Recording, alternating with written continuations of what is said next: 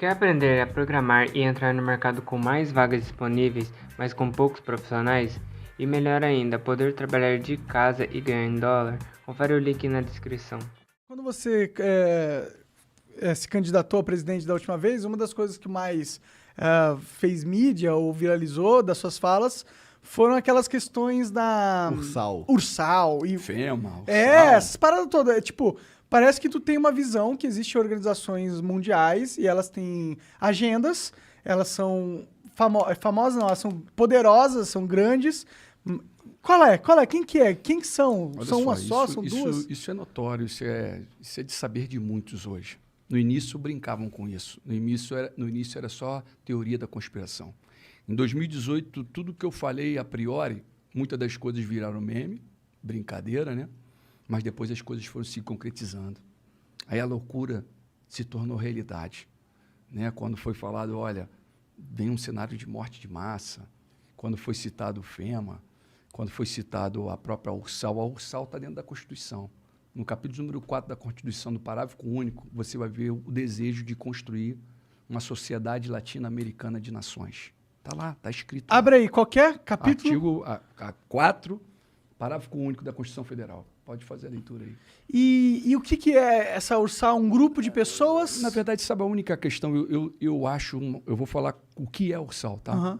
A União da República Socialista da América Latina. Tá. Quando nós citamos isso, nós tínhamos conhecimento de um grupo que se reunia para tratar sobre esse assunto.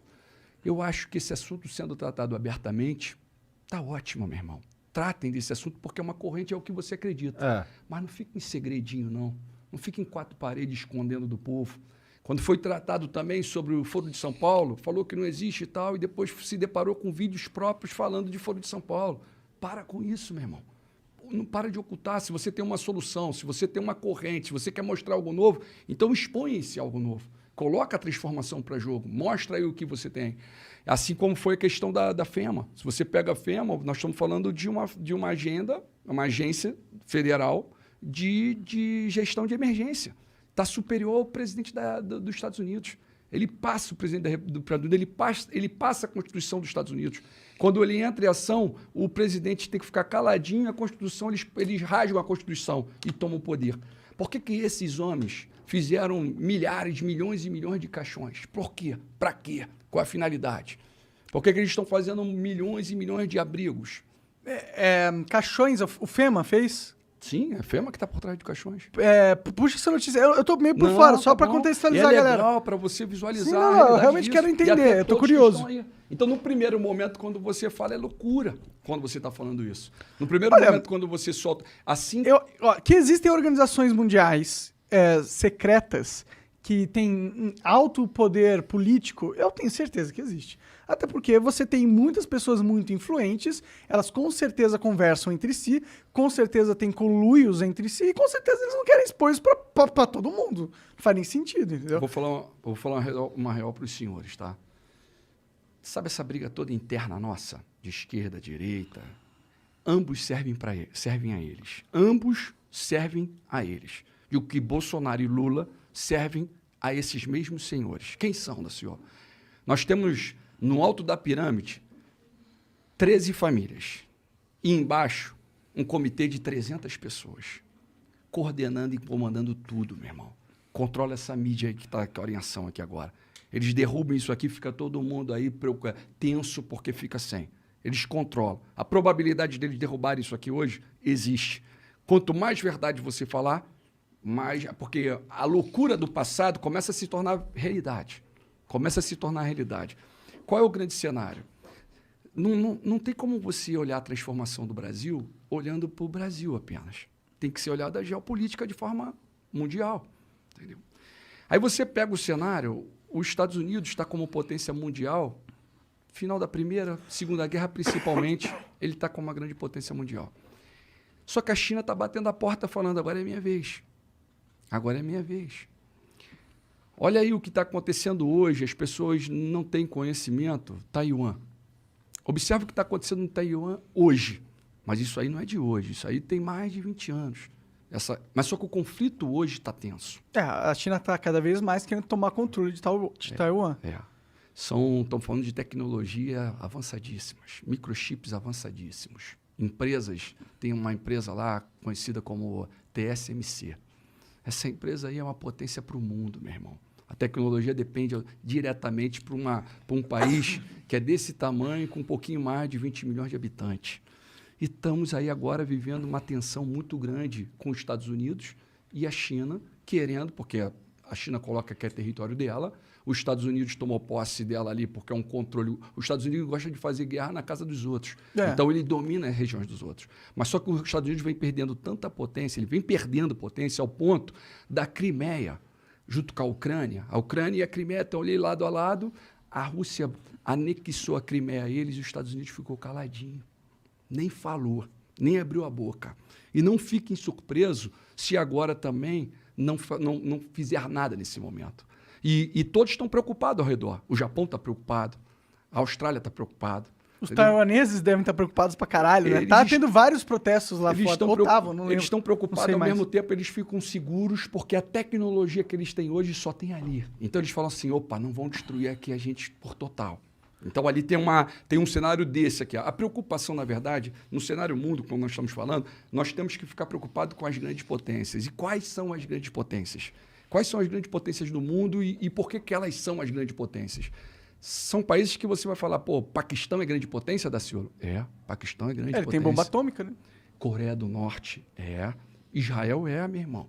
A China, a Rússia, a França, o Reino Unido e os Estados Unidos. São 9 países que têm bomba atômica, que o Dr. Enéas falava e o pessoal brincava com ele. Entendeu? Esses países mandam.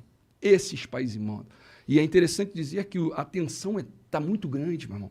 Existe uma tensão muito grande e uma vez que a China toma Taiwan, automaticamente a China é a próxima potência mundial. Se isso passar em branco, ela é a próxima potência mundial.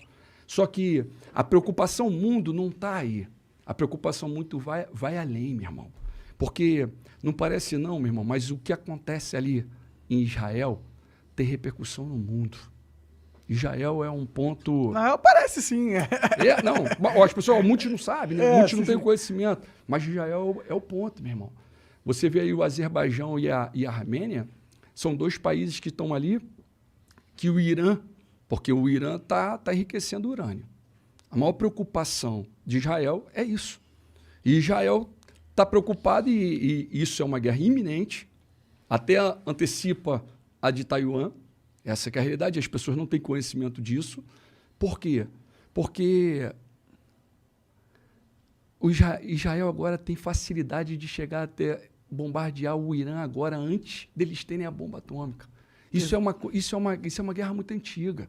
Isso não é de hoje, meu irmão. E eles têm medo, porque o Paquistão ele é inimigo mortal de Israel, né? E eles têm um governo bastante religioso. Tem os 3 irmãos ali, né, cara? Mas isso teria repercussão global muito grande também, né? Sim, mas é a mudança. Tu tá vendo o Estado Islâmico ganhando força. O Afeganistão, olha como é que os Estados Unidos saiu do Afeganistão. Olha como é que eles foram ridicularizados.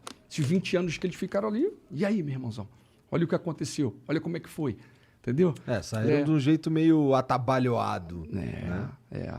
Aí você falou, a Turquia está junto ali, está do lado, junto com o Paquistão. A Turquia e o Paquistão são amigas. Mas só que aí dentro desse cenário todo tem escrito bíblico aqui. Daciolo, tu fala isso com qual autoridade? Falando em quê? Baseado em quê?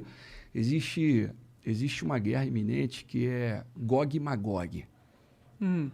Isso aí é o Estado. O Magog foi o filho de Jafé, que é da linhagem de Noé. Entendeu? E...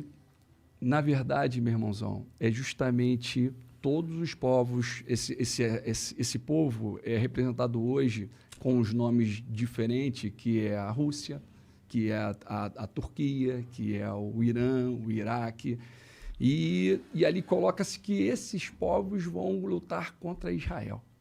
E você vê que Israel é um país tão da presença da glória, tão escolhido de Deus, que em vários momentos da história... Você vê que a ONU ela é de 1947. Em 1948, a ONU, com Oswaldo Aranha, ela vai e coloca Israel de volta como uma nação. Correto? Em 2018, fizeram 70 anos disso. Israel vira uma nação. Em 1948, quando essa Assembleia da ONU verbaliza isso, Israel foi atacado por 5 países. Ali ele foi atacado automaticamente pela Líbia, pelo Egito, pela Jordânia, pelo Iraque e pelo Líbano. Os 5 lutaram contra Israel. Quem venceu essa batalha?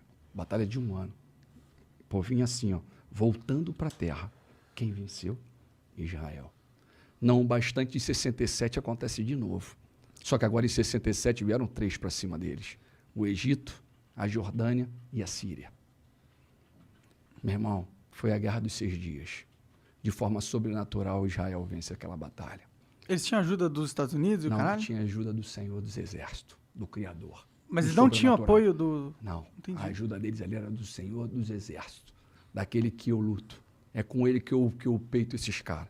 É com ele que eu luto contra essas famílias, contra o sistema, que é hoje, mais do que nunca, a previsão está toda colocada, que é o caso dos Illuminati, que é o caso da maçonaria que vem lá atrás, que fica em segredo, no segredo, segredo. Né? Você vê a história aí do próprio Illuminati, dos acontecimentos e tudo mais, surge em cima do movimento do iluminismo. Sai o absolutismo e a igreja, o rei, a igreja, o sacerdote, o nobre, a burguesia e os servos pagando imposto e o rei, a nobreza não pagavam nada, meu irmão. E aí sai o absolutismo, entra o iluminismo, sai a economia voltada no mercantismo, né? e parte para o liberalismo, né? Adam Smith até. Então, qual é a consequência disso tudo? Para onde estão levando? Qual a direção que eles querem? Meu irmão, esse sistema, eles são de 1776, tal de Adam Weishaupt. Bom, o cara é professor de direito, um alemão. Hoje eles estão atuando até hoje, varão. Essas maldades todas aí, ó, esse sistema de hoje que está acontecendo no mundo, são eles que estão provocando. A troco de poder? A troco de... Assim, ó, é quando hoje você tem 8 bilhões de pessoas pelo mundo. É uma quantidade muito grande, 8 bilhões para eles. Eles começam a perder controle. Então chega um momento que eles trazem guerra, trazem caos e matam uma massa.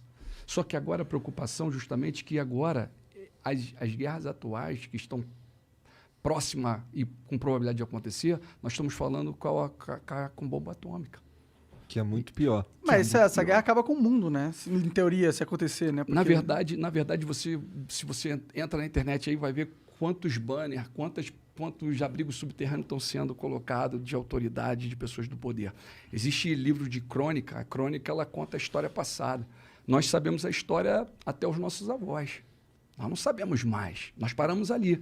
Os caras sabem a história de 1000 anos atrás. Eles sabem o que aconteceu hoje há 1000 anos atrás.